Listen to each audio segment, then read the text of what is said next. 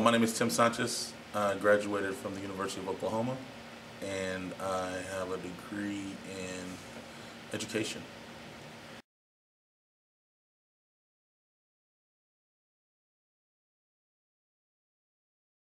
Education was my third major.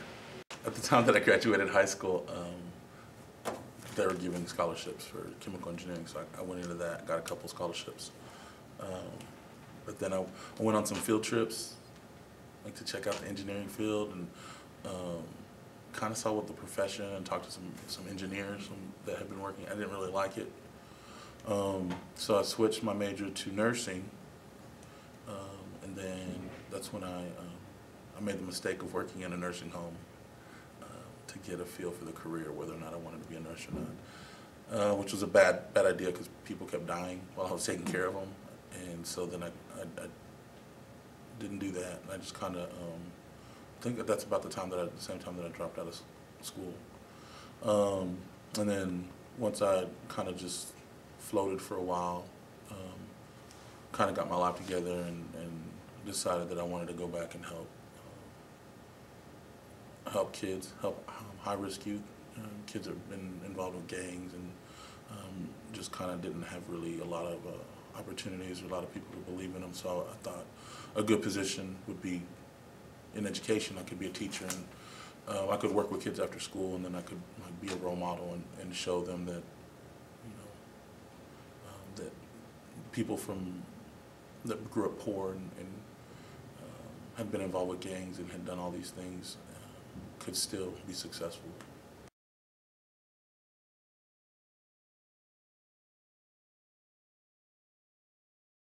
I was brought to Denton High School to help rebuild their AP physics program, and I started into that. I think it was my second year. I jumped into the Savvy thing immediately. I give a survey at the beginning of the year, and one of the girls, Becky, had said that on her survey she said that she liked to help her community and she wanted to do something for Chicanos in the community and this and that, and so I kind of took her in. Then I had another kid that Manny, who he would sit in class, and he was a real bright kid, and he did good, and he did decent in class. He wouldn't turn in all his assignments or whatever, but he did enough to pass. But he would sit and tag graffiti. He would write graffiti most of the time during class. So I kind of started Savvy with those two. Manny was really talented. He would rap and he would break dance, and he would just do a bunch of stuff. And Becky was really just, she was just a worker. I called a meeting one day and there was like 50 kids jammed into my room, and it was just like, okay, wait a minute. But the Savvy stuff, we would put on performances for the 16 de Septiembre, which is like the Mexican Independence Day. We did Cinco de Mayo. We did, I think we did a Black History Month. Because once, at first it was mostly Latino, and then started getting more African American kids, and then it was just like just a big mix of everybody. And again, still predominantly Latino, but a little bit more diverse as the years went on.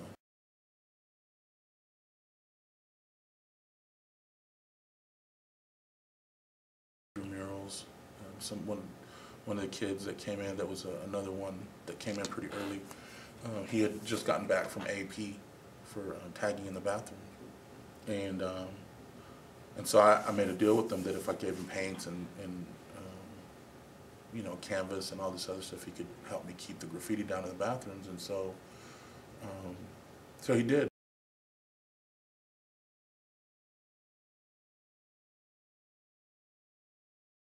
With the pals, it's nice that they're just so diverse. There's so many different types of kids in there, and when you sit down and have a conversation with them, you get a lot of different input. So yeah, it's different. I miss working with the Savvy kids, just because that's the reason I got into teaching. But it's gotten hard. It's just gotten harder.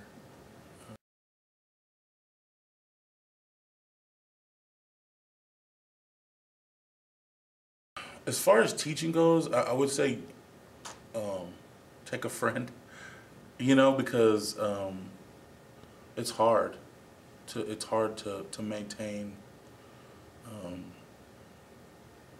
just the everyday.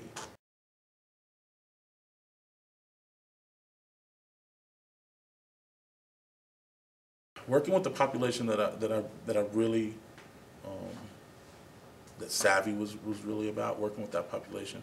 It took me a while to get used to losing kids. The first few years were really hard because, you know, you would like, dang it, I lost one. You know, a kid would get thrown in jail. I got a kid kid got deported.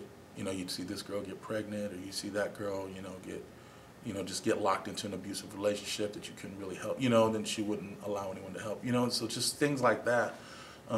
It was really hard to take in the beginning, just because it's you know, you want them all to win. I just train myself on focusing on the kids that, you know, the kid that actually made it to community college, or that went to UNT, or even just, you know, worked and didn't end up in jail when they probably would have or could have or should have.